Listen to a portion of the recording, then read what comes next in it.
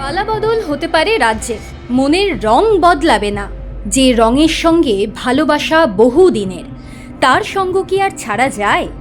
সবুজ বদলে এখন বাংলার রং গেরুয়া। অনেকেই টিপ্পনি কেটে বলছেন এবার নাকি পালাবদলের ঢল নামতে পারে নানান মহলে। যারা এতদিন ছিলেন তৃণমূলের, তারাই হয়ে যেতে পারেন বিজেপির সমর্থক। কেউ কেউ মজা করে বলছেন কিছু মানুষের কোনো দল হয় না, তাদের স্লোগান জল যেদিকে চল সেদিকে। কিন্তু কেউ কেউ তাও স্রোতের বিপরীতে হাঁটেন, তারা শত প্রলোভনেও পা বাড়াবেন অন্যদিকে। বামেদের সেই ব্রিগেডে ভাঙন ধরার কোনো সম্ভাবনা নেই। 15 বছর লাল ঝান্ডা ক্ষমতায় নেই, তাতে কি আদর্শ তো আর বদলানো যায় না। তাই 15 বছর পর পালা বদলের রাজ্যেও মানসী সিনহা, স্বস্তিকা দত্ত, সৌরভ পল্লধীরা থাকছেন বামের ঘরে আলো করেই। দীর্ঘ 15 বছর পর তৃণমূল জামানার অবসান ঘটে। 5ই মে গৈরিক আভায় নতুন ভোরকে স্বাগত জানিয়েছে বঙ্গবাসী।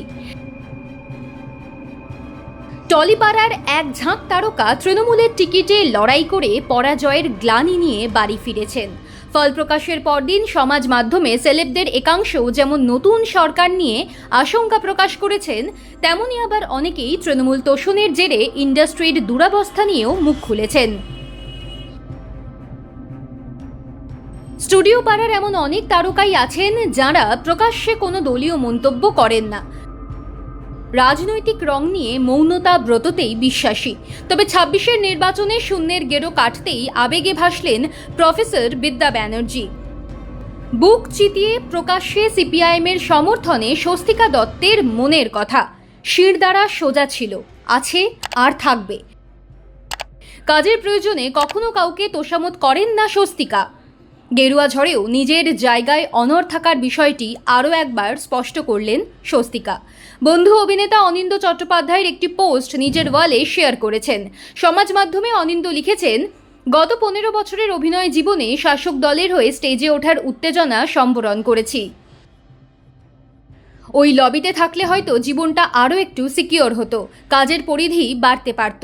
ব্যাংক ব্যালেন্সের কথা না ভেবে স্ট্রাগল বেছে নেওয়া আমার মতো কিছু মুষ্টিমেয় অভিনেতারা যাতে শুধু নিজের কাজের প্রতি বিশ্বাস রেখে মাথা উঁচু করে ভবিষ্যতেও কাজ করতে পারি, এটুকুই আশা রাখব।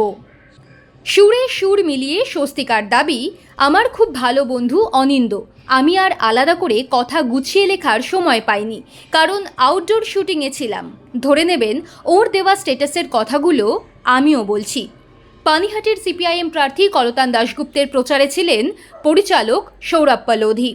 টলিপাড়ার বামপন্থী হিসেবেই সকলের কাছে পরিচিত। 26-এর নির্বাচনে পদ্ম ফুটলেও লাল দুর্গের ঠিকানা বদলাবে না।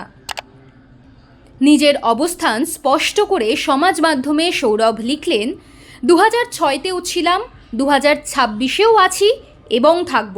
সুদীপ্ত, মইদুল, আনিস, তামান্নার খুনিদের ক্ষমতায় আসার আগেও ছিলাম, তাদের বিদায় নেওয়ার পরেও আছি। বাংলার মসনদের রং বদলাতেই বহু তারকাদের দিকে ইঙ্গিত খুব শীঘ্রই তারাও দল বদলাবেন। কিন্তু স্রোতের বিপরীতে হেঁটেছেন কট্টর বাম মনস্করা। সেই তালিকায় নিঃসন্দেহে রয়েছেন ইন্ডাস্ট্রির বর্ষিয়ান অভিনেত্রী মানসী সিনহা। 5ই মে কার্ল মার্কসের জন্মদিনে আত্মবিশ্বাসী মানসী লিখছেন, এ হৃদয় দপ্তর পাল্টাবে না।